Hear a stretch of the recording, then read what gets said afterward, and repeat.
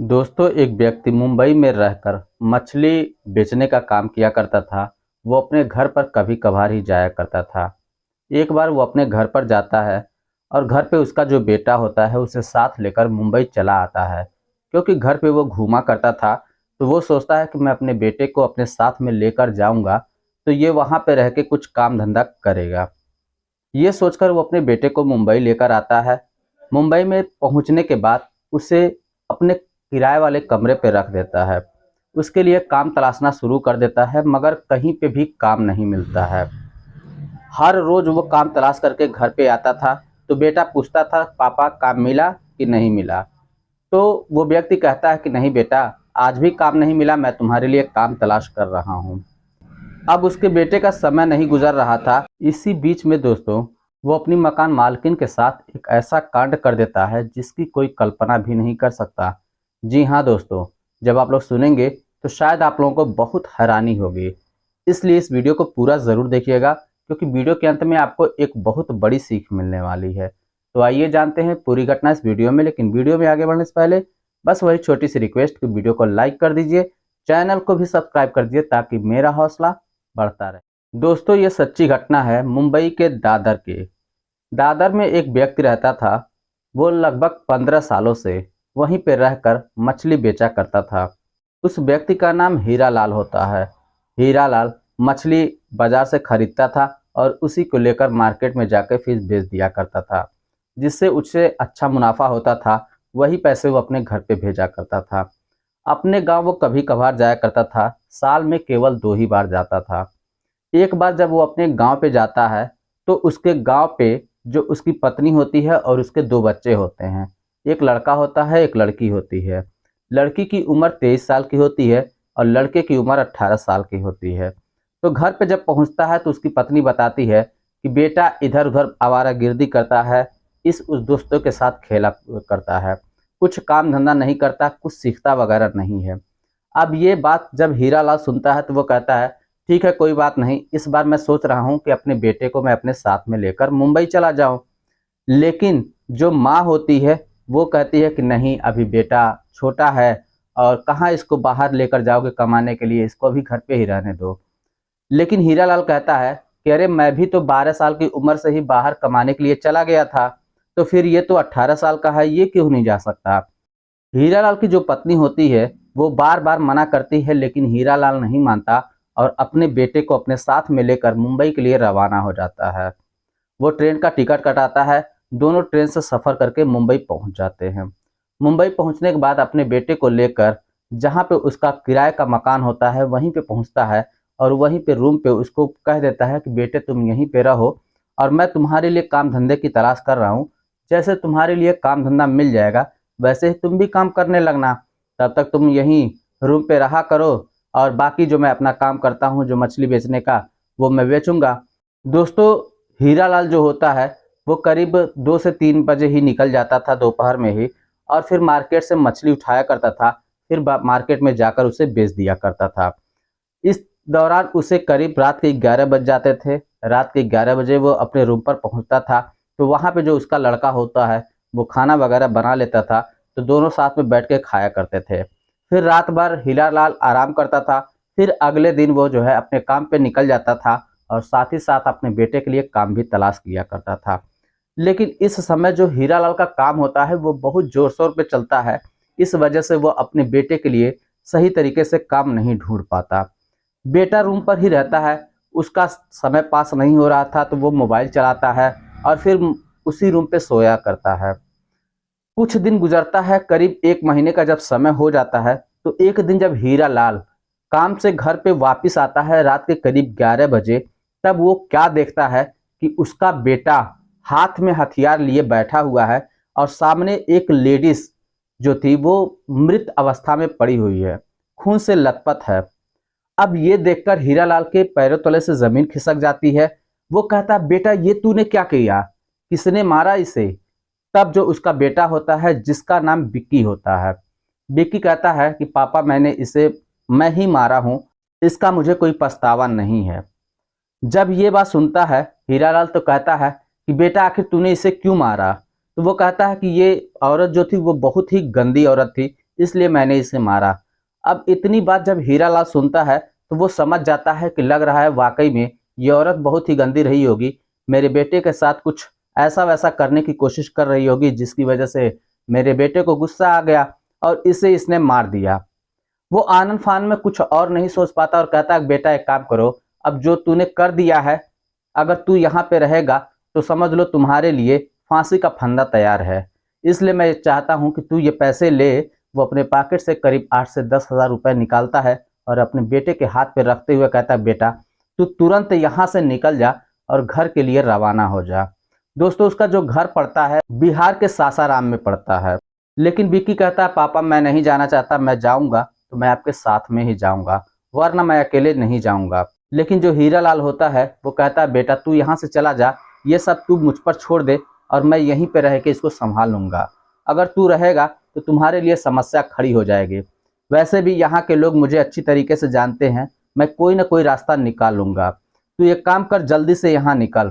वो अपने बेटे को लेकर रूम से बाहर आता है और एक ऑटो करता है और ऑटो पे बिठाता है। कहता है बेटा ये पैसे ले। ऑटो वाले से बोलता है कि भाई एक काम करो इसको स्टेशन ले जाके छोड़ देना। चूंकि दोस्तों रात में कोई ट्रेन नहीं होती है, लेकिन फिर भी हीरालाल अपने बेटे को ऑटो पे बिठाता है और स्टेशन के लिए रवाना कर देता है। इधर स्टेशन पे पहुंच जाने के बाद विक्की फिर ट्रेन की तलाश करता है कि कौन सी ट्रेन जाएगी, क्योंकि वो पहली बार गया था तो उसे उतना कुछ पता नहीं होता है। लोगों से इधर उधर पता करता है कि कोई ट्रेन शायद वहां तक जाए जिसकी वजह से मैं वहां पे पहुंच जाऊं। अभी इधर जो है विक्की होता है घर जाने के लिए तैयारी करता है। हीरालाल जो होता है वो सोचता है कि बेटा तो चलो कहीं किसी तरीके से यहाँ निकल गया, लेकिन अब इसका क्या किया जाए। दोस्तों जो वो औरत वहां पे पड़ी हुई थी वो मकान मालकिन होती है जिसका नाम पूजा होता है। तो हीरालाल सोचता है कि काम करता हूँ, क्यों ना मैं कुछ ऐसा कर दूं और उसके बाद मैं जाके खुद ही थाने में सिलेंडर हो जाऊं।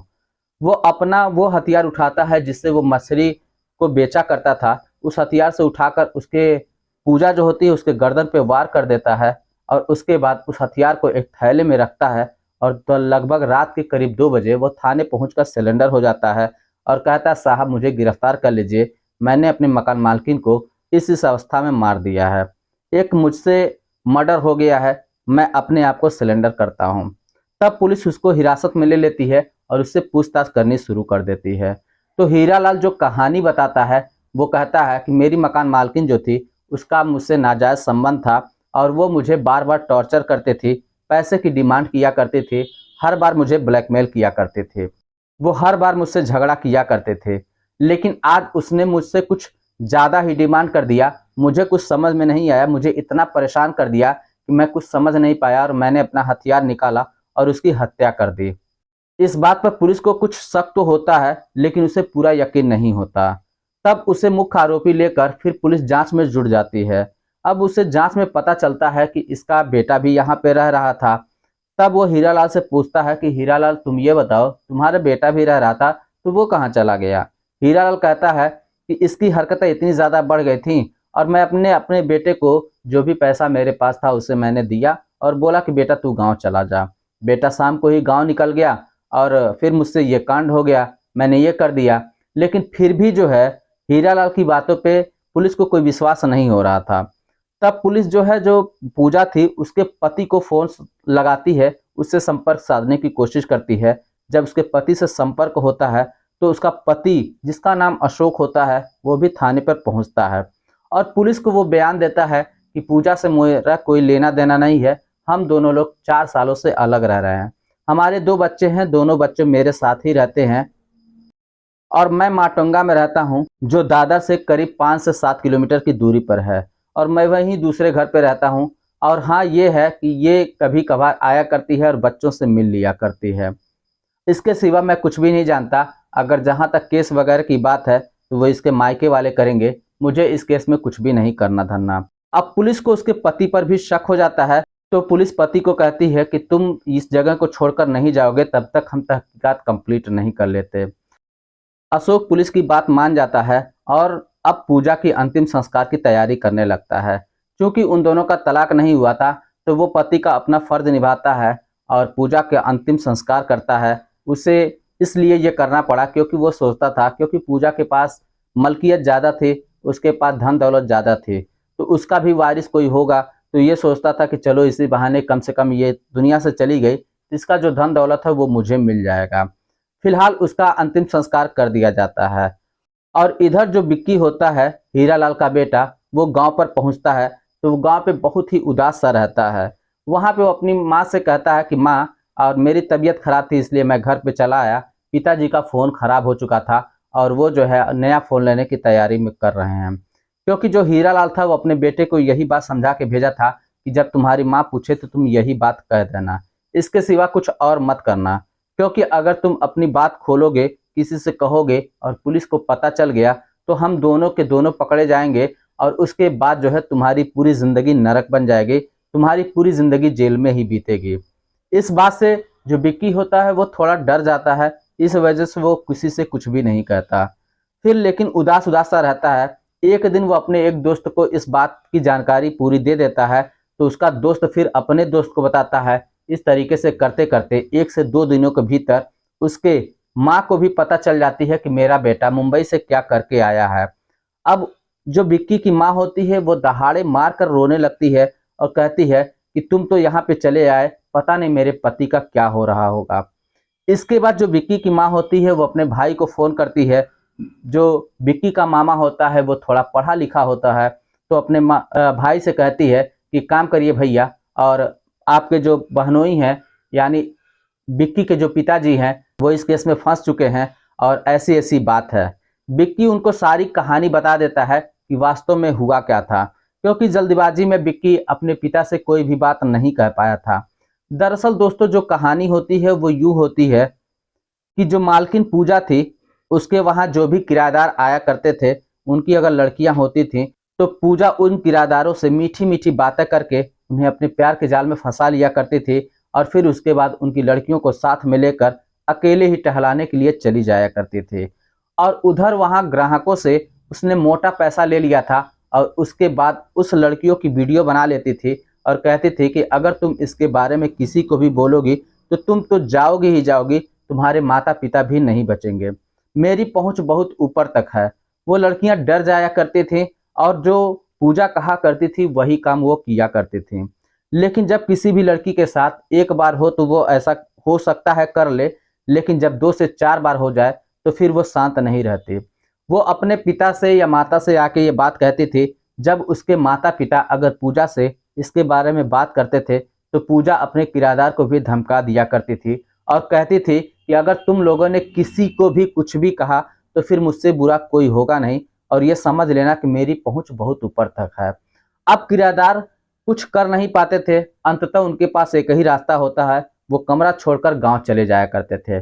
अब उस कमरे में जो भी लोग आया करते थे उनके साथ यही जो है व्यवहार किया करती थी।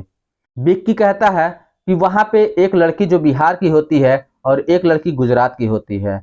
जो बिहार की लड़की होती है उससे मेरी दोस्ती हो गई थी, उसी से मैं बातचीत करता था और धीरे धीरे हम दोनों के बीच में प्यार गहरा हो गया था।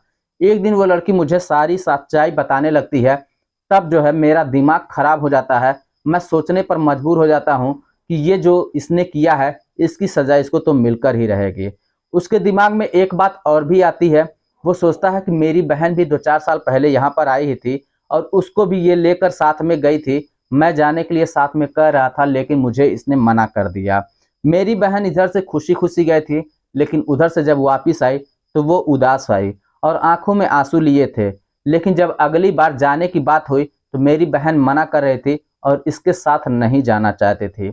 कुछ दिनों के बाद हम सभी लोग गांव पे वापस आ गए थे और वैसे भी जिससे मैंने प्यार किया था, जब उसने मुझसे बोला तो मुझसे रहा नहीं गया। मुझे सारा नज़ारा सामने साफ साफ नज़र आने लगा।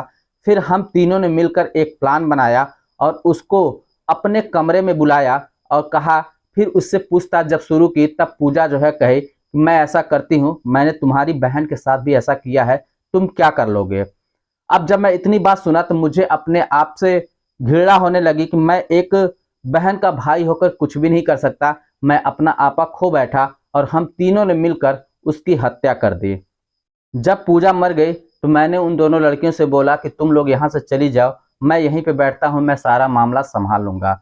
मैंने सोचा था कि जब पापा आएंगे तो मैं उनको सारी सच्चाई बता दूंगा, लेकिन पापा जब आए और देखे उसके बाद जो है उन्होंने मुझे बोलने का मौका तक नहीं दिया, मुझे तुरंत ही ऑटो रिक्शा पकड़वा कर और मुझे गांव वापस भेज दिया। जब ये कहानी सभी लोग सुनते हैं तो उसके बाद जो है जो उसके मामा होते हैं वो साथ में एक वकील लेते हैं और लड़के को साथ में लेकर फिर मुंबई पहुंच जाते हैं। मुंबई थाने पे पहुंचने के बाद अब सच्चाई पूरी सामने खुलकर पुलिस के सामने आ गई थी।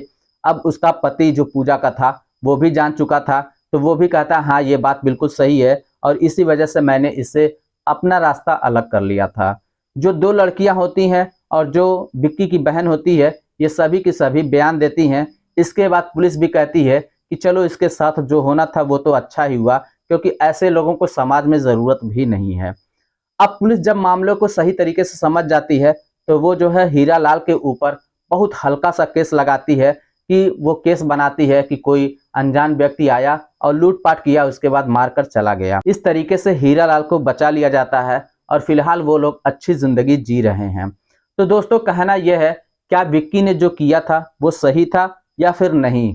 आप हमें कमेंट बॉक्स में लिखकर जरूर बताइएगा। और जो हीरा लाल थे, जो विक्की के पिता थे, अपने बेटे को बचाने के लिए अपनी भी जिंदगी दांव पे लगा दिए। ऐसे पिता का होना सौभाग्य की बात है। वैसे दोस्तों आपको ये कहानी कैसी लगी? आपकी जो भी राय हो आप हमें कमेंट बॉक्स में लिखकर ज़रूर बताइएगा। चलिए फिर मिलते हैं नेक्स्ट वीडियो में, तब तक के लिए जय हिंद।